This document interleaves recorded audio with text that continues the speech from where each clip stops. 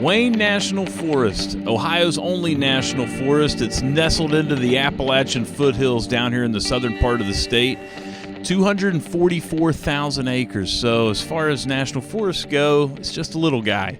And it's not contiguous. It's not in one big chunk. It is spread out across a dozen counties, and very, very diverse habitat, from open fields to hills to wetlands, swampy areas.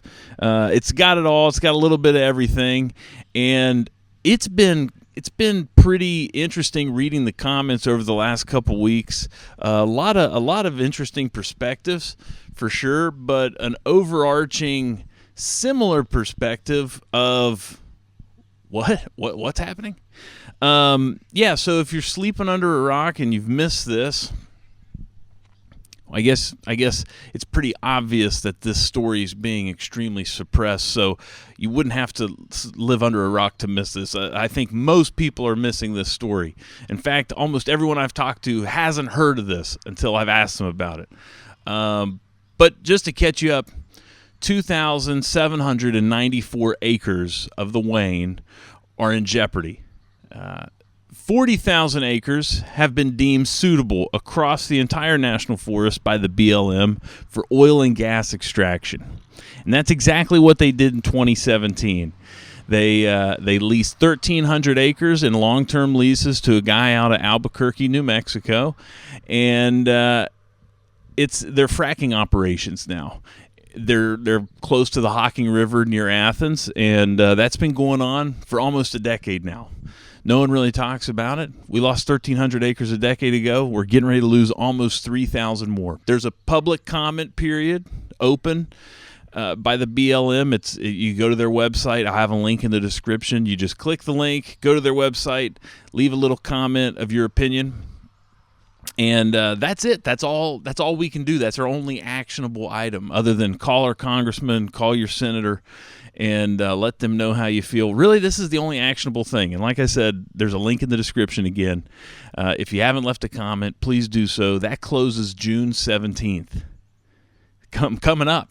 And I mean, they really slid this one by. No one's talking about this. Very clearly, to me, it's very obvious that we're not supposed to be talking about this. We're not supposed to learn about this. Try to look stuff up online. It's very, very, very tight-knit. It's hard to find information. And I'm going to share with you what I've found so far. So a couple questions that I keep hearing from people kind of repeatedly in the comments, and I wanted to just address a few of these. So a lot of folks are asking, can we buy this? Can a group of hunters get together, or can a philanthropist with deep pockets just buy this and protect it? And I would imagine the answer is no. The government has deemed this suitable for oil and gas extraction, and that's what they intend to do. I don't imagine that they would let just anybody bid on this, but it is going to be an auction. It is going to be, from my understanding, an online auction. And a guy from New Mexico bought the last one. I also can't find anything online that says that folks from other countries can't buy. So there's nothing. I'm not saying it is legal. I don't know that China can come and buy that and ship all that somewhere else. I'm not saying that they can, but there's nothing online that says they can't. So that's another kind of disturbing thing here, is who is going to buy it. So a lot of folks are asking, where are the listings for this? I don't know if you're going to find a listing for this. This may be an invite-only kind of thing. I really don't know. I would imagine they have buyers already lined up. Again, this is, in my opinion, a backroom kind of deal from the beginning. So why don't they require a vote? Why can't Congress stop this? And Congress can stop this, but they don't need a vote to have this happen. That's the whole point to this. They've got a loophole that they are utilizing to make this work. So they don't need approval because they're not technically selling the land. They're selling mineral, oil, and gas rights in the form of a lease. Are they selling it? No. But they're going to sell a lease that will allow them to clear cut, excavate, build facilities, and start to do their drilling. Another thing that keeps being brought up repeatedly are data centers. Is this going to become a data center? Maybe they want to make data centers out of this. I don't know about you. I don't trust the government enough to say, no, they're doing this for oil and gas. Data centers won't have any part of this.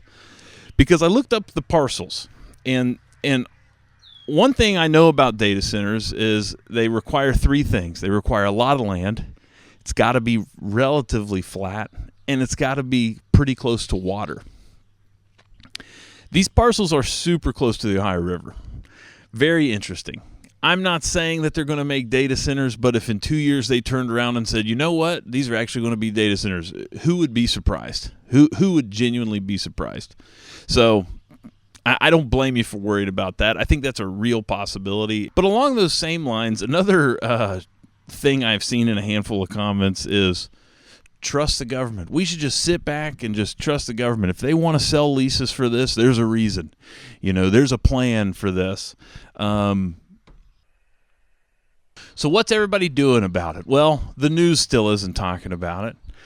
And hunting media still isn't talking about it. And neither are hunting nonprofits. And I've called a lot of them, and I've had a lot of really good conversations in the last couple weeks. I haven't heard from all these organizations, and I've only talked to a handful of folks. I don't know if there's a single person at a hunting organization I've talked to or a nonprofit that was aware of this before I talked to them. None of them. Now, don't get me wrong. They have, backcountry hunters and anglers, DU, NWTF. They've got folks that live in D.C. Those guys probably are aware to some degree of some of this, maybe. But no one I could get on the phone knew anything about any of this. One more thing I wanted to mention here, specifically about the National Wild Turkey Federation, is if you go to their website, you can look at projects they have done and are in the process of doing in Ohio. And out of the 10 completed projects, 5 of them were done at the Wayne National Forest. They also have a tally of how many acres of land they improve. I just find that interesting because we're getting ready to lose 2,800, and that's really going to hurt that number. But, just one more thing I wanted to throw in there. June 17th is coming right up. And I'm afraid it's going to come and go. We're not going to hear anything about this. And in September, there's going to be an auction on the internet, and it's going to be gone. So again, just one last-ditch effort here. I wanted to give you an update on the Wayne. Not much of an update. Not a whole lot has changed. If you've got some information or you think you know something that would be worth sharing, please let me know. And, thank you guys so much for the support. I really appreciate it. And I promise we're going to get back to hunting and taxidermy stuff.